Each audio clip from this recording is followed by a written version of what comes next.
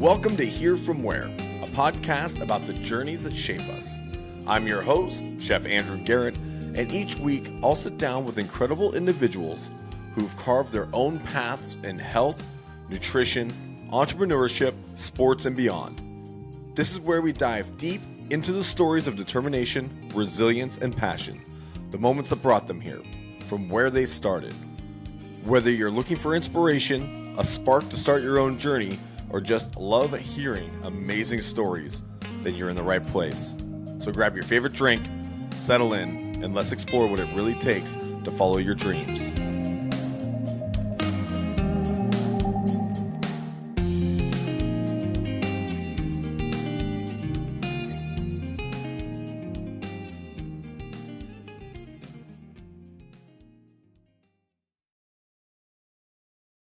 Hello, and welcome back to another episode of the Here From Where podcast. I am your host, Chef Andrew Garrett. Today, I am joined by Talya Davidoff, a world-class freediver and Army National Guard soldier here in Portland, Oregon.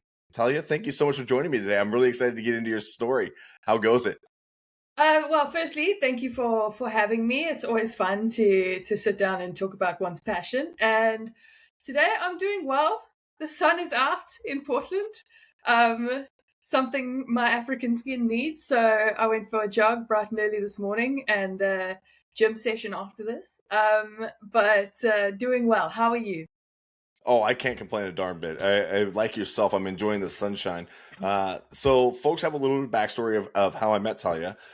We both go to the same gym. Shout out to West Coast Strength for giving, people with dedication and determination a place to go. I saw you doing weighted pull-ups and I was like, holy smokes, like dang, like that's legit, because I'm working my way to one pull-up body weight only, and seeing that I was like, holy smokes. And then I saw that they had reposted your story and I found you on Instagram. And I learned that you are a world class, not just like a recreational freediver, like you're going to go out and jump in the ocean, but like next level, actual hardcore athlete who has worked through just a ton of different obstacles to get to the level in which you're at. And you're kicking ass and you are like on this journey to the next stage. And so I want to know, like, how did you find out that freediving was your thing? Honestly, it was a long time coming, and when I look back and detail it, it's very easy to see that my trajectory was going to be this way. So I growing up in South Africa, growing up around the beach, growing up in the water, I was a swimmer from a very, very young age. I tried surfing, but at that age, I think probably like 11 or 12 years old, on Nat Geo, the first ever like video footage of a man with his hand over the fin of a great white swimming off. That was on Nat Geo, and this was a whole documentary about sharks going into a catatonic state when you scratch them on the nose, long story short. And I was just like, oh my gosh, underwater is the coolest place ever. Now, so that from that age on, I was like, I'm going to become a marine biologist. And my parents were like, nah, she's going to change her mind. Just let her go. And also during this time, I was playing underwater hockey. Yeah, listen. Okay, that's a new one. I did not know that underwater hockey existed, but now I'm going to search for it. Listen, not a spectator sports.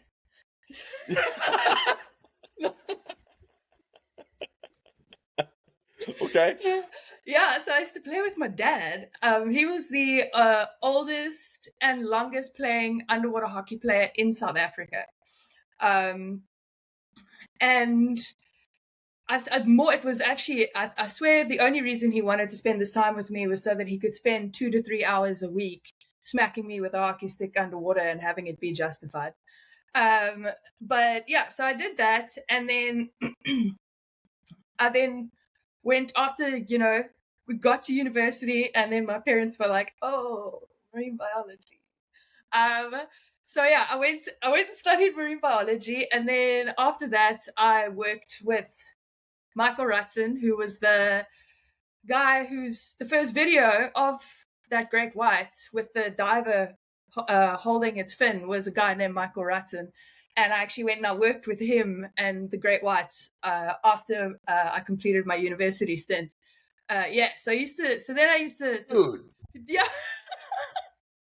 um, and I also became a scuba diving instructor. Then all of a sudden I was at this like impasse of like, do I continue the academic path or do I go, a different route? And I'm not an academic. I don't want to sit in front of a computer. I want to just get out there. So I decided to pursue scuba diving and become a scuba diving instructor. And through that, I found freediving. And the second it clicked, I said I'm gonna come back next year and I'm gonna be the South African champion. I don't care. Worst mistake in the world to say that out loud. Because the amount of stress that I put on myself for that year, not recommended. But yeah, so here we are, and I don't think we can be surprised that I'm at all here. I've been everything underwater and also my dad was one of the first scuba diving instructors in South Africa. And he's no longer with us. America, don't panic. But he snuck over the border in the 70s to get his from Canada to the US to get his certification here, and then snuck back over to Canada to fly home because he couldn't get an American visa. I love it. Yeah, That's awesome. Yeah, and I mean it's so rare that I meet anybody from South Africa who is not a rugby player. So who says I'm not a rugby player?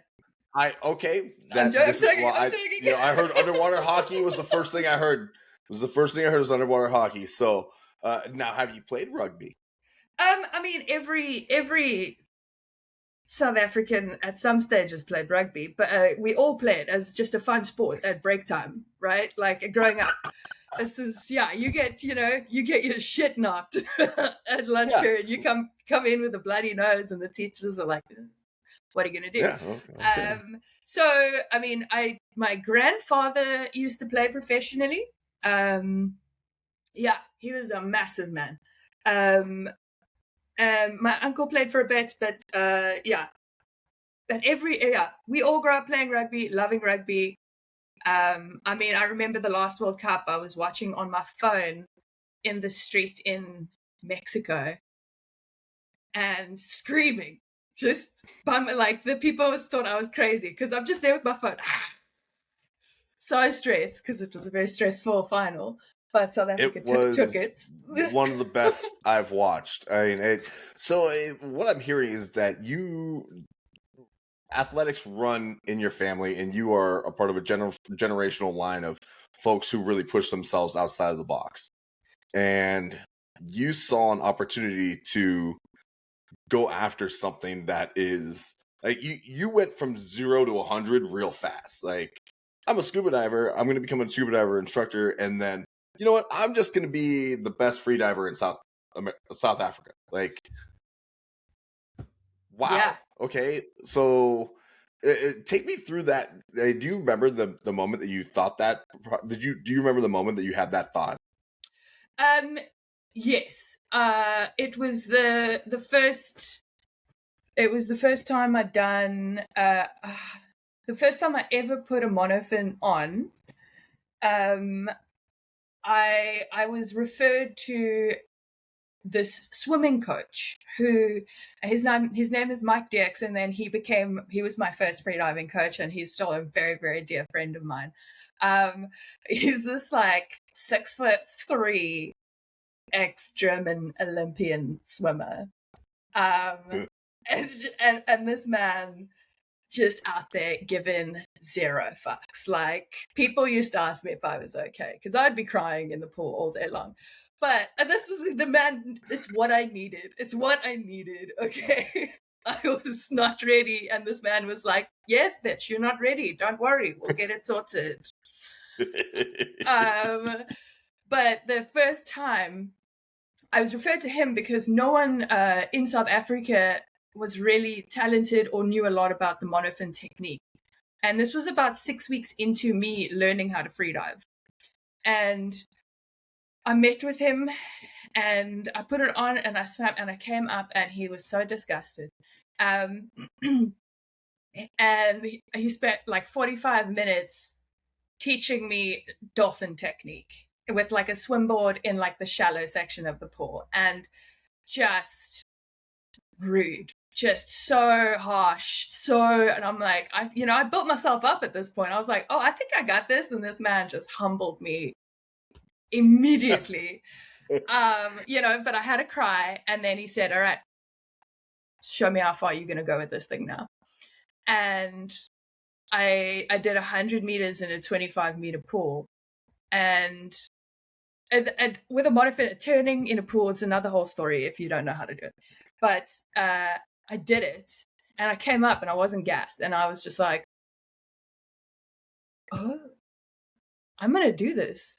Like, I can do this. I can definitely do this. I think the national record at the time was maybe 161 meters.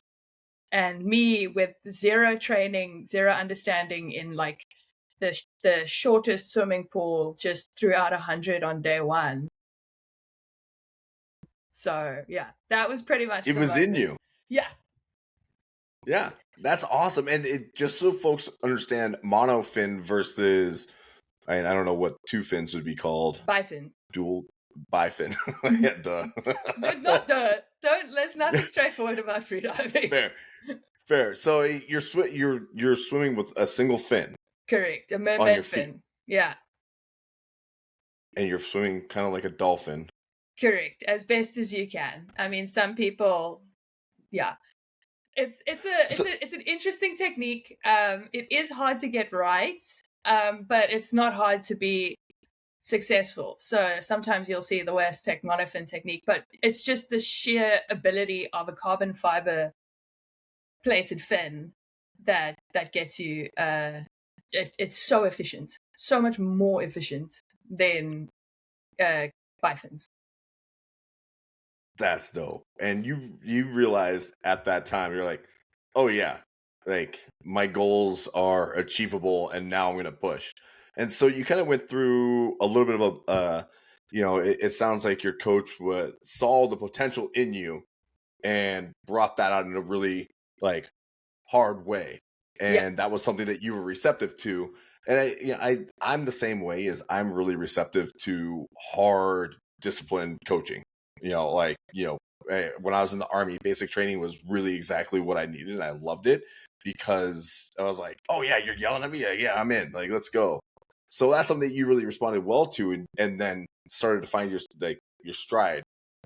Yeah, I mean, for lack of a term, I mean, not to, please, people don't think I hate myself, but I'm a little bit of a bitch sometimes, and that just sometimes I don't need someone to. It's okay. I need someone to be like, so what? Your leg got blown off. You're doing pull-ups tomorrow. And I respond really well to that, and I think it's a certain set of people. Like my partner, he was a Marine. The second you come to him with that hard stuff, he's like, I'm out. Peace.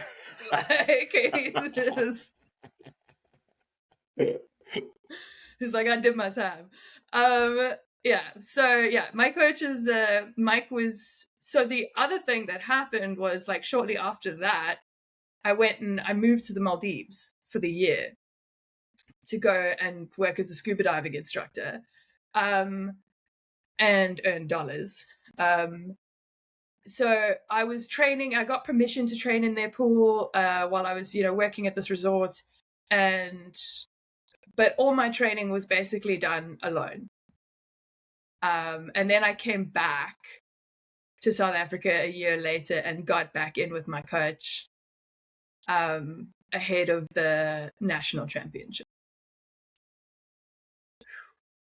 Excellent. The amount of trust I had to put in that man to get me to the world champ. Because this guy was making me get in the pool twice a day.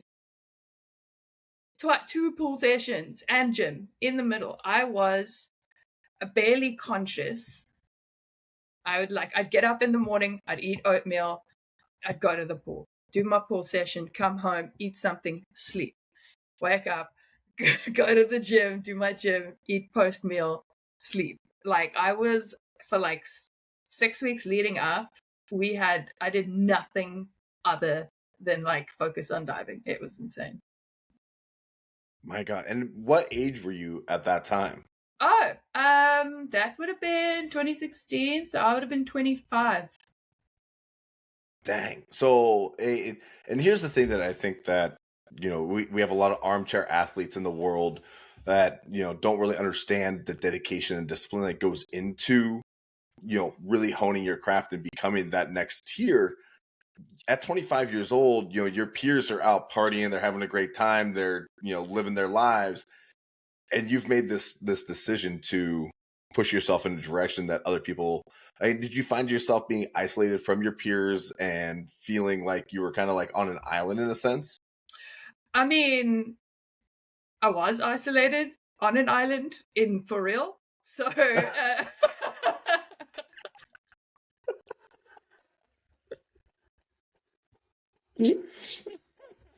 so not really a hypothetical. So,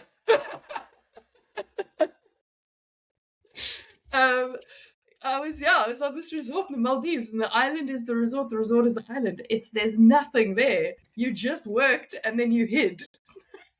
I threatened to burn the place. They were like, "Okay, you can leave." It's brilliant. So good. Paradise Prison, and also not recommended. But yeah, so with my friends, I've been pretty lucky. I've got a group of girlfriends that we've all been like really close since we were like 4 or 5 years old. And our lives have gone completely different directions, but we still all see each other and we still all love each other and we still are best friends. So even if they were like, I don't even need them to know what I'm doing. They don't need to know what I'm doing. They need to know that I'm doing something. That's it. And then they're 100% support. I'll come in there and I'll be like, "Oh my gosh, I just hit 150." And they're like, "Yeah, what does that mean?" So I always felt really supported by my friendship group, in that sense. But I've always been incredibly independent anyway. Even with my friends were all incredibly independent people. So the stuff that we did growing up, my university experience, I'm realizing is like very, very different to what most people experience, is where I was the dumbest person in my university group. I was by far. I mean, I loved university. I was terrible at it. How I got a degree, it's a miracle. But I mean, it wasn't like I was a shitbag. I was there. I love it. Just turns out ADHD and autism, undiagnosed until recently. Yeah, so I was the dumbest person at university. So I was always when you find yourself in that situation and you become aware of it, you realize that the people around you are just doing crazy things when they're this kind of smart. Like one friend is, I'm gonna go and spend the summer in India working at a leprosy hospital. Yeah. And I'm like, yo, dog, I'm just gonna try and pay rent. I don't yeah. So it was, I've had my core group since childhood, and then kind of very transient friendship groups throughout. So, and having just spent a year out of the country to come back in, and not planning on staying. I was planning on I went to Thailand after that stint. But yeah, so it was, my friends have always supported me. We've always kind of been friends at a distance because we moved away from each other, like even from as early as the age of 6. So it's always been really easy to maintain my friendship across all of that. That's awesome. I love that. Now, how'd the national championships go? Oh, my glory hat. My mother passed out. Yes. My mother passed out full side. It was phenomenal, right? So, like, my mom knows so much about freediving. Back in the day, she thought, yeah, it's just another one of these things that Talya picked up and she's going to go do. But then national championships comes around and she starts realizing, where I'm like now discussing with the championship committee, like, can I start a day before? It doesn't need to count towards the national championships. There just aren't enough days for me to break records, as many records as I'm planning on breaking. So, and at this point, my mom's like, what? And my mother is a smoker. She smokes the tiny, skinny little Vogue Slims. And I mean, I remember I'm like warming up in the pool, getting ready. It's the day before the World Champs, but I'm going for the monofin national record. And I look up, and my mom is like a caged tiger outside. You could see her through the glass panels, just smoking. Very, very stressed. And I end up, first day I do it, I get it, crashed it, woo, phenomenal. Go home, or go to the place we're staying. Next day now I'm supposed to go for the Bifins national record. And I am not super good at Bifins at this point. We haven't trained it overly much. I have a bit of a mental block with it. So I'm stressed. And anyway, and now the whole competition is happening. So other people are competing as well. So I don't know if there's anyone going to show up and like sneak out and be like, hey, look, I'm a 200-meter diver. But anyway, so the first day I flunk out the first dive. I end up coming up a meter short of the record on Bifins. And I'm pissed. Now I'm crying and I'm upset and I'm everything. And the next day I come back and I decide I'm going to do this. I'm either hit the wall or I'm going to black out, but we are not stopping. And I go and I act like I went a little too hard and got to 150 meters. And so I was so surprised. I saw the wall and I was like, oh my God, wall. I come up and I do the protocol, and there's like a whole group standing at the edge. They're waiting to see, the card, there's cameras, there's everything. And I look around and I look at my coach, and my coach is like, look at the judge. And I'm like, okay, yeah, sorry. But I'm like, my mom's not here. So I get the white card, woo, and my stepdad's standing there. And I'm like, Dad, like, where's mom? And he's like, no, she's with the medics. I was like, what do you mean she's with the medics? No, she passed out on the side of the pool while she was walking as you were going. And I was like, why did she pass out? No, she was holding her breath. We don't know why. My mom was so stressed that she forgot to breathe and missed my record. But bless her. But the World Championship, that part was the pool. There were like 2 pool days and 1 ocean day. And the ocean was the part where depth is a different ball game. And I hadn't trained in open ocean at that stage. And we're in Port Elizabeth, and we're in an area that you just sit on that boat and it just gives you sharks. You just know they are. I'm like a great white shark biologist. I know when there's sharks in the water. I just do, my man, I do. And we like out in open ocean, and it's wavy and it's rough and you can't see anything. I somehow managed to make my dive. And then it wasn't a national record, but it was the deepest dive for a female in South Africa. So yeah, then after that, I don't think I touched freediving for 6 months. Like, yeah, it was such an unhealthy relationship with freediving to begin with that I became so destructive after that championship. I was just like, right, cigarette, glass of wine, thank you. And you probably couldn't remove the two of those things from me for about 6 months after that first championship. Wow. Yeah. That's extreme. Like, to me, that's very interesting. That's a very interesting dynamic to it, right? Because you threw yourself into something that is not. This is not an easy sport. Like, this is something that takes a ton of mental discipline, physical discipline, and commitment to those disciplines. And so, like, it's adrenaline at the max. Like, this is life and death. Like, it's not just something that you're doing. Like, you're not going for a swim in the pool. Like, you are pushing yourself and your body beyond what we're supposed to be capable of. And so you're breaking these mental barriers, these physical barriers throughout this process, and then it ends. And I can associate that from my experience with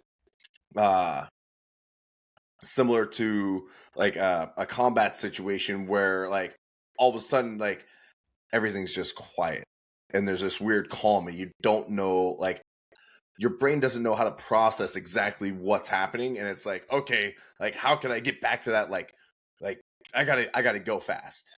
Yeah. And so you kind of found that with drinking and nicotine, and that was like the solution there for a period of time. Yeah, I mean, you're right. I like to go fast, and I've had to learn how to slow down a lot over the last couple of years. But yeah, going fast, but also just such a poor. The best way to explain it was, I think the relationship became with freediving initially was so destructive because I tied so much self-worth to a number. Yeah, so it became about, like, if I didn't get that, then I was a terrible person, or I wasn't good enough, or I wasn't working hard enough, or so yeah, it was very much a goal oriented, because that was the mistake that I'd made. Is I set a massive goal and I said it out loud so people could hold me accountable for it, and then I burned myself holding myself accountable. So it was very much a matter of, my self-worth was very impacted, and I was very tied to these numbers all of a sudden. So yeah, it took a long time for me to heal my relationship with freediving and my relationship as a competitive, being in a competitive sport. It is, you've got to figure out. I was not happy for the longest time, and so much so that, like, I mean, there's various stories of this on the interweb, is that, like, I lost my dad and then tried to dive a few days, like a day or two after he died, and try and get a national record. And I convinced myself that he'd want me to. Fucking, my dad would never have wanted me to. Like, like, logically, I'm like, my dad was able to talk down from the heavens, he would have been, you fucking idiot. What are you doing? So yeah, and it was kind of then that I started figuring out how to have a healthy relationship with freediving as well as competitive freediving, because once again, you have to figure out self-worth versus the numbers game or the medals game now, because that's where it is now for me. I'm playing the medals game, and but I come back and I'm still a 13 Bravo shitbag, and I'm still a physical therapist aide, and I'm still got to pay my fucking car insurance, you know. So you just kind of learn, like, yeah, you learn that life isn't that mundane, and yes, you do these amazing things, but you're just part of such a small world, and just get over it. Like, there are people within our community who eat, sleep, breathe freediving, and it's so hard to be around them because I'm like, bitch, get a day job. Like, I don't know, you know, I don't. You need something, because if freediving gets taken away from you, what are you? Mm. I am not a freediver. I am Talya, and I just so happen to freedive. And I believe that learning that relationship and not taking it all, like, yes, it's important to me. Obviously, it's important to me, but it's not the be all and end all. And that there are other things in life that are worth time and effort and mental space. So, yeah, as you know, my mom said it for years, don't take life too seriously. None of us are getting out of it alive. Uh, so Love that. yeah. I So love that. it's, yeah, that's kind of, learning the relationship with self-worth has been really imperative to be a high level freediver. And at the That's end, amazing. yeah, the outcome I doesn't matter. it doesn't, and I love that you speak to that in such a real way, that you've gone through this experience where recognizing self-worth versus, identifying yourself as this thing. I think a lot of people struggle with that just in general life, is, understanding a purpose or having a purpose, and then not allowing yourself to be identified by this assumed purpose, while still seeking to live a fulfilled life. Uh, that's a really difficult thing for a lot of folks to go through and experience. And so hearing you speak to that and how that experience has been is it's powerful.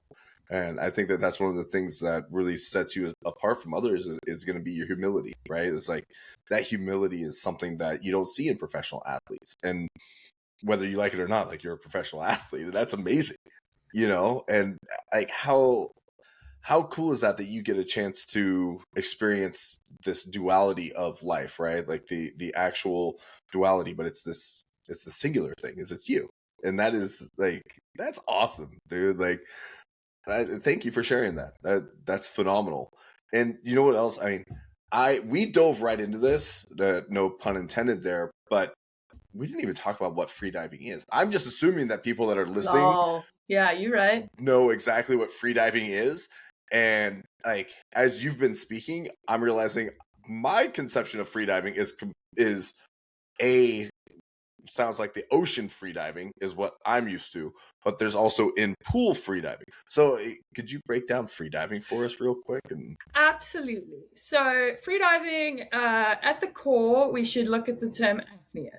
Apnea is the art of holding one's breath, right? So whether we do it on purpose or not, my CPAP friends who need with their sleep apnea, but apnea is holding the breath. So we can have dynamic apnea, we can have static apnea. So that is all in the pool. Dynamic means we're traversing the pool while holding our breath. Static means we're holding our breath, lying face down in the water, questioning our life choices. And then we get to depth. So depth is, how deep can you go on a single breath? And there are 4 disciplines within that. First is monofin, bifins. Then we get into free immersion, which is pulling yourself up and down a line. Super fun. And that's why you see me do those weighted pull-ups. And then last but not least, what they call the purest form of freediving is no fins, which is effectively breaststroke underwater, all the way down, all the way back up. Very difficult. And that is constant weight freediving. That is when, with what you go down with, you have to come up with. Then there is variable weight freediving, where people pretty much get drugged down by an anchor to a certain depth and then they swim back up. That's variable weight. You do not come back up with what you went down with. And then there's no limits. And that's just, in my opinion, a very, very dumb form of freediving. It's just a way to get killed. And that is where you are sled down, both down and up, completely assisted both ways. So, and so people go like deeper than 200 meters or like, let's say 650 feet, 700 feet maybe, while doing that. But that's just, it's, do not recommend. Please don't do that, world. That sounds crazy. So you're diving on a single breath, and you're also physically exerting yourself to go to that depth. So, in my mind, I'm thinking about, I did deadlifts this morning. I'm thinking like, if I don't breathe through a 1 second deadlift, I'm like near passing out. Like, what was it like learning how to hold your breath while also exerting yourself physically? Is there a meditative kind of property to that you've worked on, that you've kind of honed over the years, or? So this is now you're getting into my real passion as let's go. Advocating within the sport. So a lot of people are very, the aspect of freediving, excuse me, we are considered people to be very calm, very zen, very mentally like quiet. I would say everyone talks about peace, and every time I hear that, I want to repeatedly smash my face into the nearest flat object repeatedly. Because, and this was one of the things that took me a really long time to learn, is that our sport is so young that we should not get stuck in one way of thinking. So I always tried to be the kumbaya, peace be with you. And the more I tried to just be calm and just relax and just, it's gonna be fine, just meditate and do yoga, and the more and more stressed I became, like the far more stressed. And I then had to learn, and then I had to accept that I'm different. And then me trying to conform to what everyone else is doing is not helpful for me. And so what we did was, I've got so let's see now. Let's say 3 years ago now, I was diagnosed. I'm on the spectrum, very politely, with ADHD and autism. So inherently, my brain's going to work differently. So I play fuck around until 4 minutes. That's pretty much how I do it. So everyone else is like, come to the competition area. Everyone else is like in, their Udia Bandha locks and doing their breathe ups and lying down and being super peaceful. And I'm like in the corner with drum and bass in my headset. And I'm just like, it's well known within our community at any given stage, Davidoff's in a corner dancing. And I do that, and I keep myself distracted until 4 minutes until I need to dive. But when I turn on at 4 minutes, I turn on 100%. And that's when my focus goes from nothing to a pattern. And then from that 4 minutes, I know it's going to take me 4 breaths to get to 3 minutes. It's going to take me 4 breaths to get to 2 minutes. During the second set of 4 breaths, I need to have my nose clip on. During the second set as well, I need to get my fluid goggles on. Third set, I'm just getting comfortable. And then for the final minute, I've got 1 longish breath, 5 purge cycles, a long exhale, and a big peak inhale. And then I have something to do for every meter of the dive. These people who just, I fell asleep and, felt like a drop falling from Buddha's tear ducts. Like I am fighting for my life, because the second I am not thinking about something, my brain's like, you're gonna die. Um,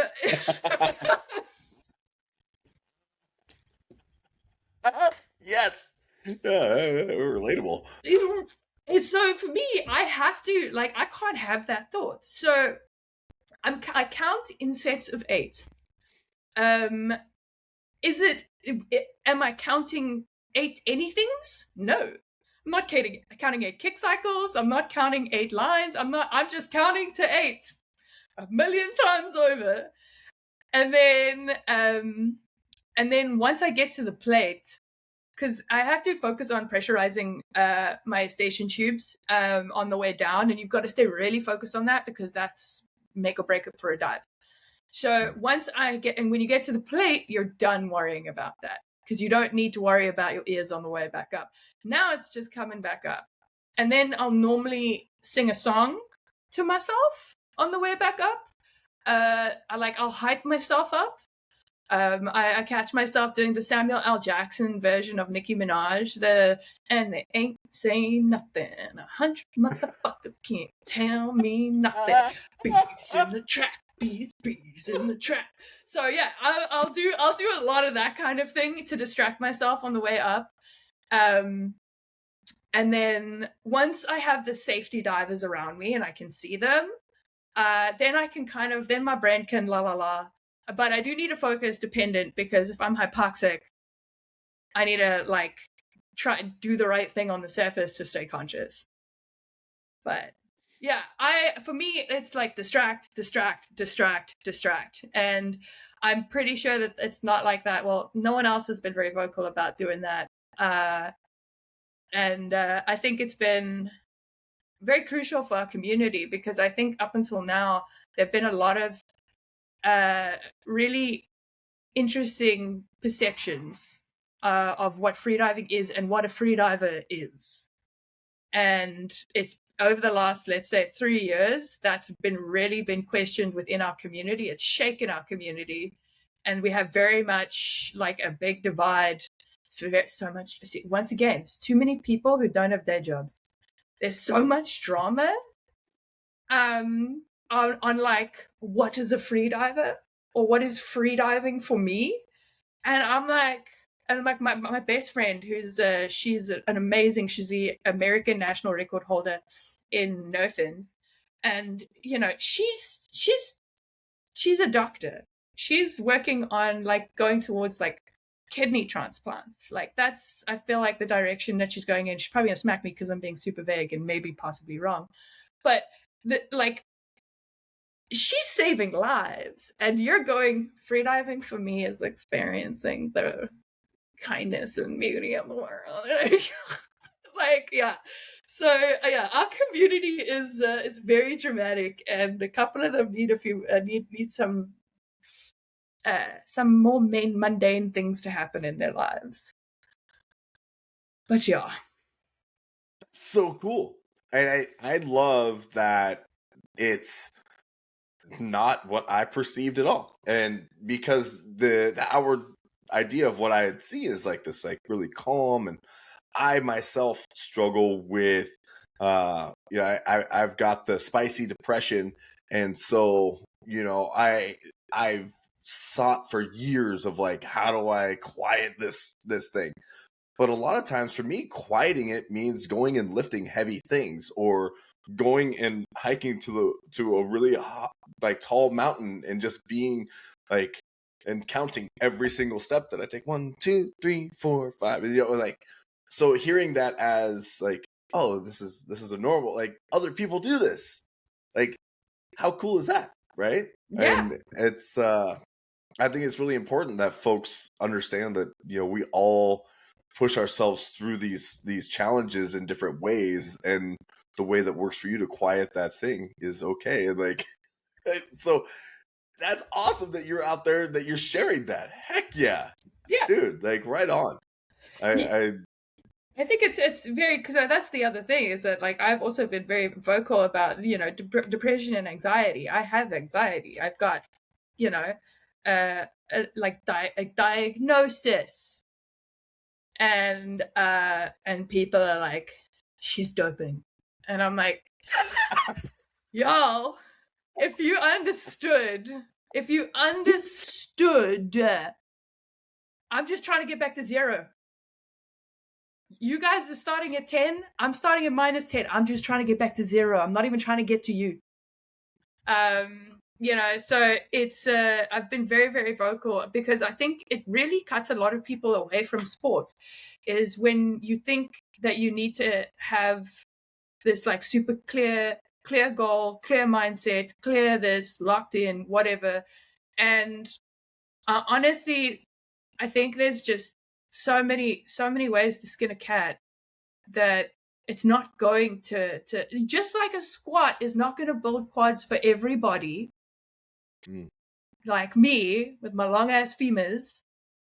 um you know but it doesn't mean that it's not useful. So yeah, it's just it's a matter of letting people know that you know what, there is no, some people are born with it, some people work really hard for it. Some people are skinny, some people are not. Some people are vegan, some people are not. There is no one way to be a successful freediver. And if and for me, mental toughness is is honesty as well. Like, yeah, it's a shit show in here, and I'm not going to pretend it's not. Who does that serve? It serves no one. And if people know that I can still get up there and have the shit show go on and still compete at a high level, like maybe that can inspire them to go and do something, even just go to the gym. Like I feel like sport is often put as this pinnacle. And I mean, yes, but when the sad stories come out, or whenever anything comes out, it's always misladen with drama and emotion. Kudos, you go and watch freediving on Netflix over dramatized. Please, we are like it's not that drama. It's not that much drama. There really is not that much drama. It's exactly the same. Like people are like, "Oh, you're in the National Guard," and I'm like, "Yeah." And they're like, "That must be really hard." I'm like, "Bitch, we play army for 2 days a month. Like, play the game. It's not. It's what you make of it. You're either gonna be smart or you're gonna be strong." But um, but yeah, like it just means that this should be it should be available to everyone. And even when we pose ourselves, they come across as these like gigantic, hardcore, super deep superhero divers. I think it's super important to remind them that there's a person behind there, because when we forget that there's a person behind there, and then we just start talking about these people like they're products and that it doesn't matter, and then all of a sudden, oh well, Usain Bolt was just naturally gifted and fast. He did nothing. Like it's imagine someone said that. Like, no. They do say that. Exactly. But that's my whole point. If you had to go back and you had to realize, hey, look where this kid came from, and listen to him talk about a couple of things, you'll realize just another bro going through it like the rest of us. So I think that's actually the athletes at the high level. It is their responsibility to become more relatable. I love that. It was one of the things that really drew me to playing rugby. So as an American, I found rugby as a 15-year-old kid, and I saw people that were smaller than myself winning battles on a pitch that was not designed for small people to win at. And what position did you play? I was a hooker for most of my rugby career. Oh, and then Yeah. What is it? What is that? Nearly said fable. It's pretty sure it's in the Bible. David and Goliath. You're the David. Yeah, You're the David and exactly. the Goliaths. Exactly. And hookers are a special breed of psychopaths, and I fit that mold for that position. But it was the athletes had day jobs, and even at the professional level, it wasn't this thing where I could easily say, oh well, that guy gets paid to go work out. It's one of the things that drives me nuts. So I work with professional athletes as a chef. I have a handful of professional athletes that I cook for, and I get the inside track on what the day to day is really like. And I think that it's easy for a lot of us to sit back and say, oh, well, if I was getting paid to do that, I would be, this, that, or the other. And it's like, well, I think that's the forward facing, projection that we have is, but there's so much work that goes into reaching the levels that y'all are reaching, and I And think we're that the not mental paid. side of it. And we're not paid. Exactly.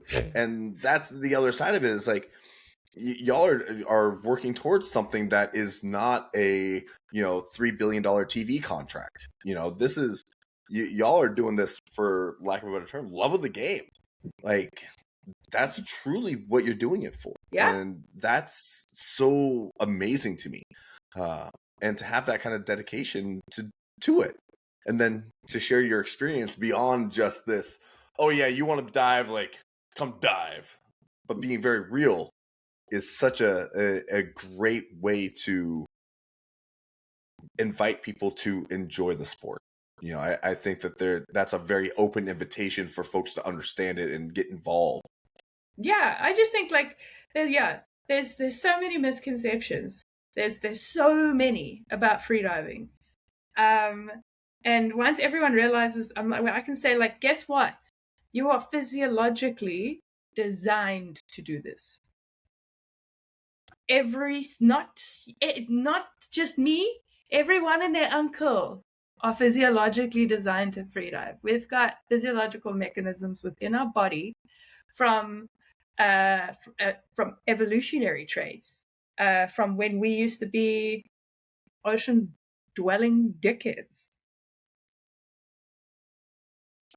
Yeah. Fascinating.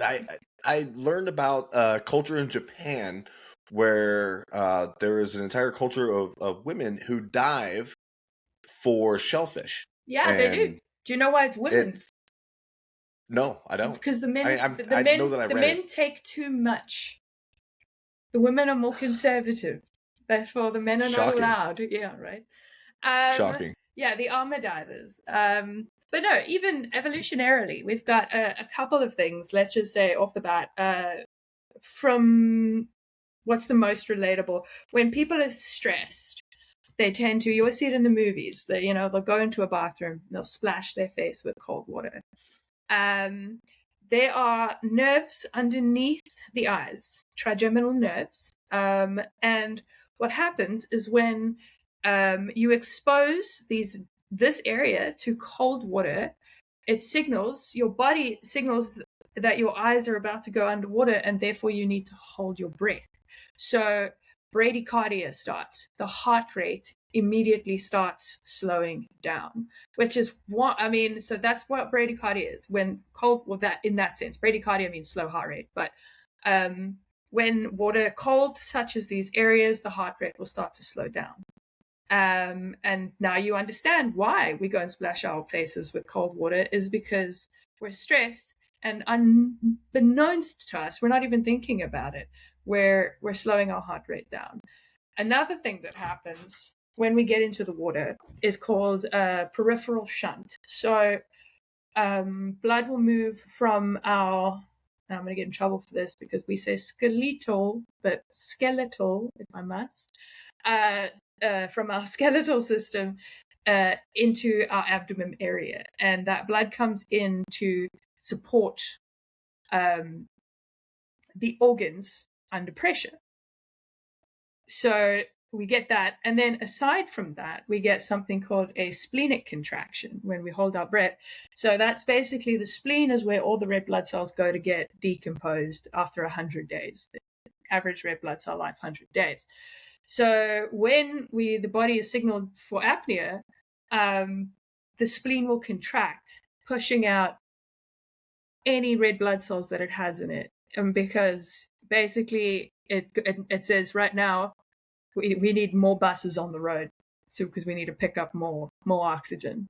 So the body has, and then between that, the splenic contraction and the peripheral shunt, your a lot of that blood starts putting pressure on the bladder. One of the first things we do when we get in the water is pee. So yeah, there's it's everyone can hold their breath. Everyone. It's just learning how and understanding what your body's telling you, and because the urge to breathe doesn't actually mean you are out of air. Ooh. Okay. Yeah. Okay. That's awesome. I had no idea why. I cold plunge, and so like I feel like I'm getting some of that, but like I understand like the cold on the face. I never knew that. That's wild. That is wild. So we are designed to be okay going underwater. Okay. Exactly. So I think the more, I think people need to. I will tell anyone, if I see anyone who looks like they're mildly active, I'm like, yo, the US men's team, freedivers, they're struggling. We need someone on the team. Anyone, just show up. It'll be fine. And like, I truly believe that. Like, I honestly think everyone can do this. I think that our sport is so young that we are yet to see the great mavericks. Really? Yeah. So how long has freediving been, a sport, if you that's a weird. I don't know why I'm quoting that, but no, you're right. It's weird. It's even a weird thing to say. Freediving as a competitive sport is competitive sport. That's yeah. a better way of phrasing it. Thank you. Yeah, as a competitive sport, or here's the thing, or with a set of regulations. As soon as freediving started becoming regulated, that would have, I think 2000, 2001.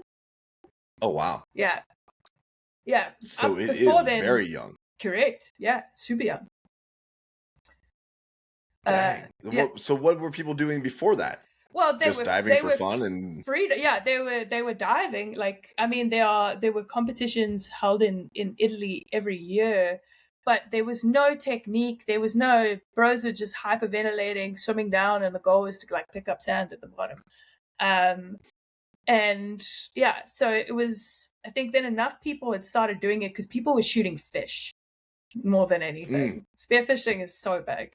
Yeah, so with that, I think the competitive sport, it is so young, and initially was like dominated by a certain type of person. Now we're starting to see domination of muscly people.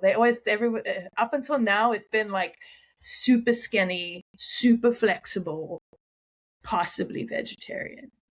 And like right now, it's like the top three in each are just like, people who look like they push power at the problem. So we have no idea what is the ideal body type, what is the ideal lung volume, what is like we have someone like here, for example, Zsofia, she's the current world champion. Zsofia started depth. She was a pool athlete, massive pool athlete. Walked into depth last year.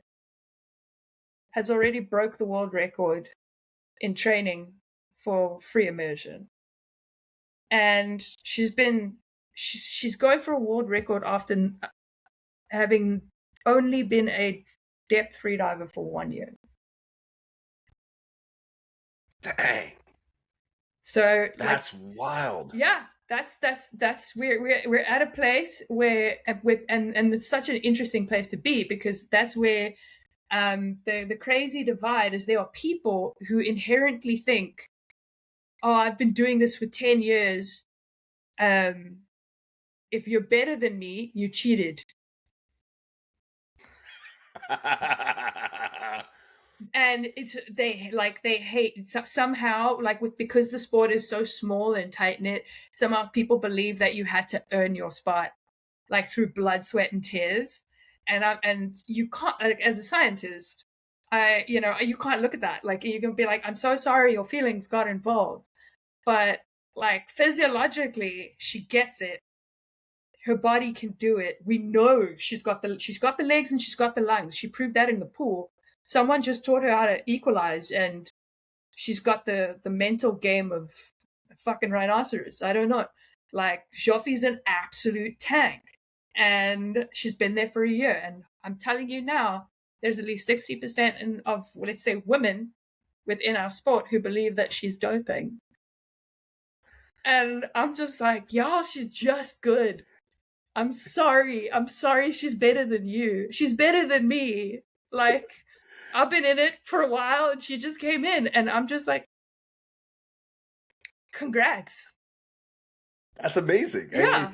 It does fascinate me because folks can't wrap their head around like the idea that someone is better than them without this, like, I gave everything to this and now it's like no, like, celebrate that. Like, this is your opportunity to be a legend now. Like, allow yourself to be humble and cheer for someone next to you or someone that's moving the sport forward.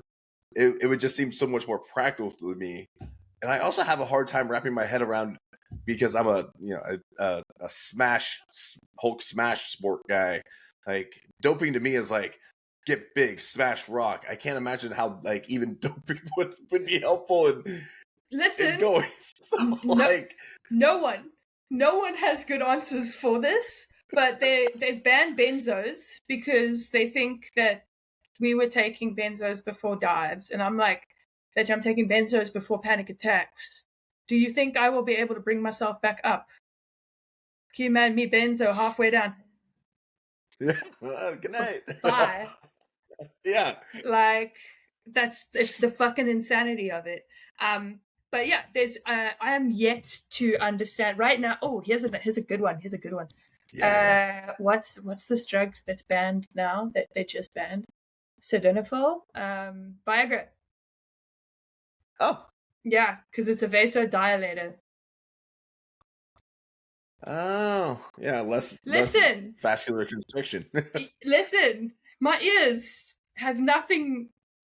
That's air, not blood. Like, to me, there's no logical way. I don't know that, like, because there's you could, if it was all about muscle, it would have been achieved by now. If it was all about breath hold, it would have been achieved by now. If it was all about ears, it would have been achieved by now. It's some really weird combination of the three. And I mean, I don't know how you can do it. Maybe the blood. That's the one way that you would be able to. Yeah, I don't know. So as a scientist, and you are a scientist, and so you have like a scientific thought process through things. Do you find yourself kind of analyzing things in a very scientific way before, like, as envision your next competition, or are you more in line with, yeah, I'm just going to go do that now? It's a weird combination of the two, because I've had to throw. I need science to convince me to do something. Mm.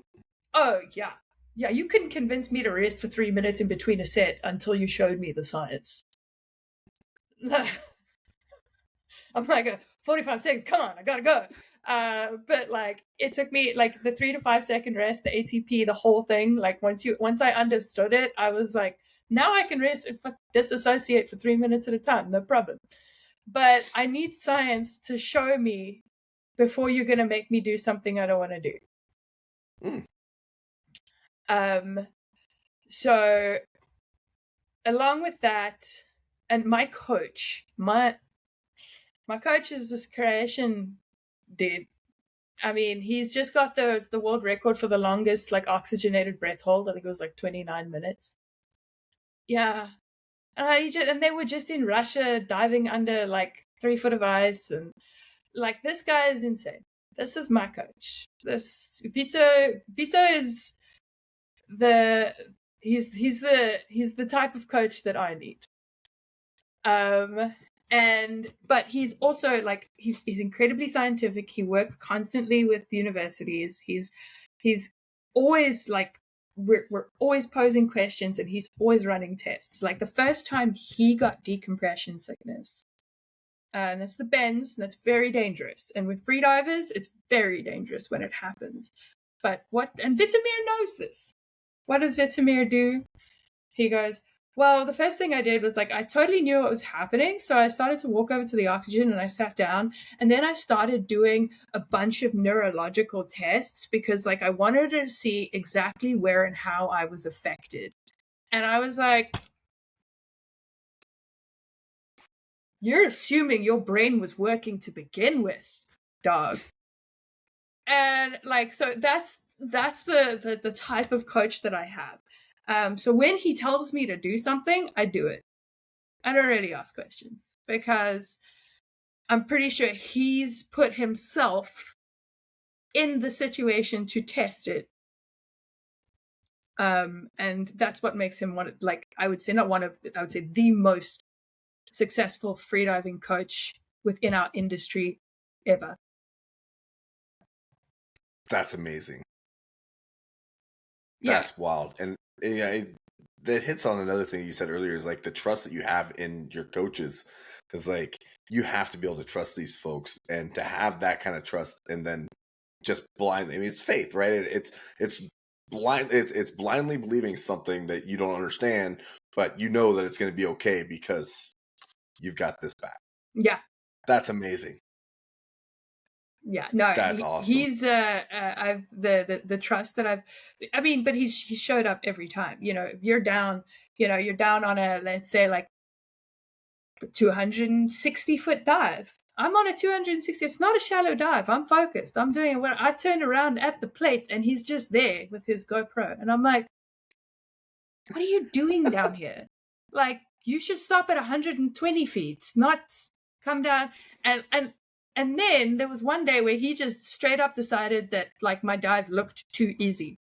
My dive looked too easy, and he grabbed me on the way up and added drag to make the dive harder. And like that, like, this is, yeah, he's insane. But I love him for it. I had to explain what anxiety felt like to him, because he'd never experienced it. That's awesome. And I mean, this is actually a good question. Is how I think that we underestimate how important coaching is in the world. And I think that in the world of influencers, especially like in the fitness space, I see this a lot.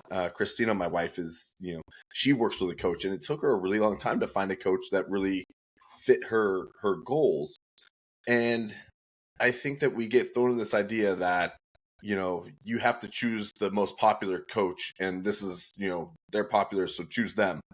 But it's okay to like not fit every single person. Again, like we were talking about earlier, is like being tossed inside this box and told that this is the box you have to fit in is such nonsense. And it's so mainstream in a world where we're supposed to be breaking these boundaries and breaking the walls down and saying it's okay to like figure out who the right coach is for you. I don't care if I'm coaching you for pool or depth or anything.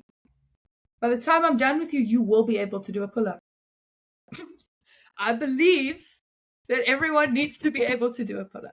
Obviously, I mean, if you can't, you can't. But there's a very, very specific concept here, is that I feel like people don't understand, especially from an athletic perspective. I want to be an athlete. I also want to look good. I also don't want to be overweight. I also hate my cellulite. But I also want to max out my army fitness test. And my goal is then to find out how I can make that work for you. I'm not going to say pick one. I'm never going to tell my person pick one. I'm going to say, okay, how are we going to get this? Like, understand, like, and I think that that's probably the most valuable thing that I've ever learned, is don't just do one thing, because if it doesn't work out, then what do you have? Mm. Don't just hold on to one sentiment. Don't just, like, it's never, be a jack of all trades. Because yeah, you focus on one thing, you know, yeah, you know what, I'm going to become a great squatter. I'm going to become, or great at hip thrusts. Women make this mistake all the time. They want to hip thrust until the cows come home. And and then you're struggling to walk because you've created an imbalance because you've been neglecting your quads and your psoas and your hip flexors. You know, I'm so glad you've got glutes of steel, but now, you know, so it's understand. I think we need to come into into an area now where we need to stop focusing on one thing. Where, like, when someone comes into a gym and says, "What do you want to do?" "I want to lose weight." Get up. I mean, yes, I want you to lose weight, but it's not a tangible goal. Losing something is not tangible. Mm.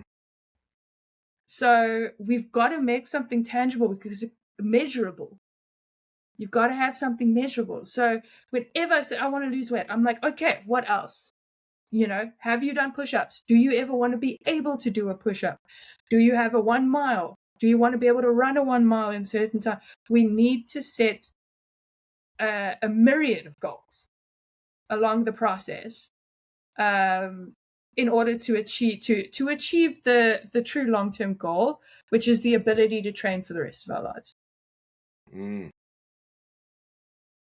Yeah, I was talking to someone at the gym this morning about that. And he told me he's 68 years old, and I did not believe him for a single second. And he said, I want to train for the rest of my life. Like, this is what I want, is a longevity. Yeah. I like that a lot.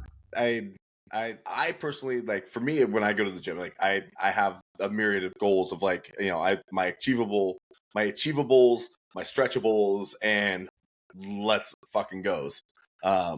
And so I think that that's important. I like to hear that from someone else that's out there doing it. What's next on the list for you right now? What is your current push towards? World Championships, end of September in Limassol, Cyprus. That's what I'm working towards. Obviously, financially is the biggest issue. So I have a funding, what do you call, like, a fundraiser, an online, a GoFundMe, but not a GoFundMe. It's called like a Spot Me or something like that. Spot Fund, excuse me. For anyone who wants to help contribute towards my season. It kind of ramps up, gets to about $20,000. And that is, you know, because I've got to cover rent here, I've got to cover rent where I'm living. You know, the expenses don't stop here. And it takes me, I'm normally out for about 3 months because I can't train here, can't train depth here. I have to go somewhere else and acclimate ahead of the World Championships. But right now, and there's a competition just before and just after, both in Cyprus. I think in my budget, I think that's like the lowest I can afford for. Like, I mean, I can't afford it yet, but that's like the bare minimum that I would need to cover. So yeah, just training towards that. Gonna get in the pool tomorrow downstairs with the old biddies. It's my favorite place in that gym. They're old biddies at our gym. I would die for them.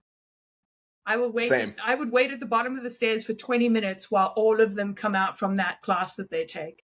And I'll happily wait at the bottom. Come, please, next one. Take your time. And they're all so lovely and welcoming and smiling. I love them. Yes. Agree. 100%. Yeah. So right now it's just training for that and figuring out sponsorships. I always say, like, we always know someone. We always know someone who's got too much money and nothing good to do it with. Do something with it. So if you know someone, I'm a great tax write-off. That's true. This is an opportunity. I know who you are. You know you're going to get a phone call from me. You need to make a tax donation, tax exempt donation. Exactly. Don't worry. But yeah, other than that, like my other goals this year are 135 bench press, 5 rep. And I'm getting close, man. I'm at I think I'm at 125 for three sets of 5 rep. Oh heck yeah! So yeah, my first big wheel of cheese. I'm pretty excited. Yes. A muscle up needs to. I'm pretty sure I can do a muscle up. I just need to be taught how to do a muscle up. Muscle up's the pull up.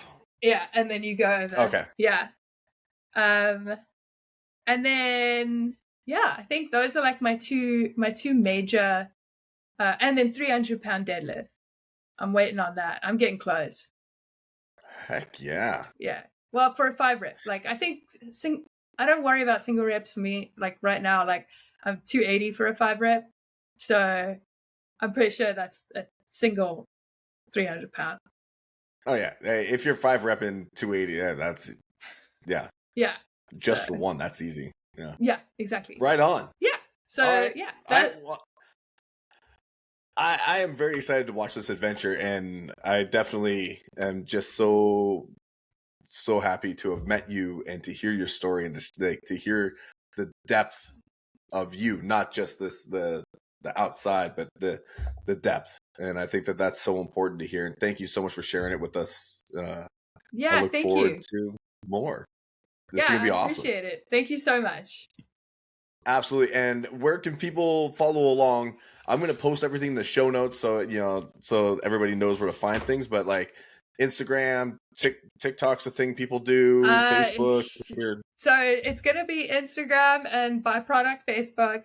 I'm unfortunately unwilling to learn another social media app. TikTok. Yes. Peace out. I'm just too old. Right there with you. And I can't. I'm one spreadsheet away from running my laptop. So let's not. But yeah, I'm mostly on Instagram. That's where you can follow me. And of course, everything that gets posted on Instagram moves onto Facebook because I've got a wonderful and supportive community that only vibes on there as well. And I love them for it too. So yeah, that's where I'll be. Check me out online. I'm pretty busy. Sick. Thank you so much. Have a fantastic week. I appreciate you, and yeah, we'll see you on the other side here. Yeah, see you at the gym.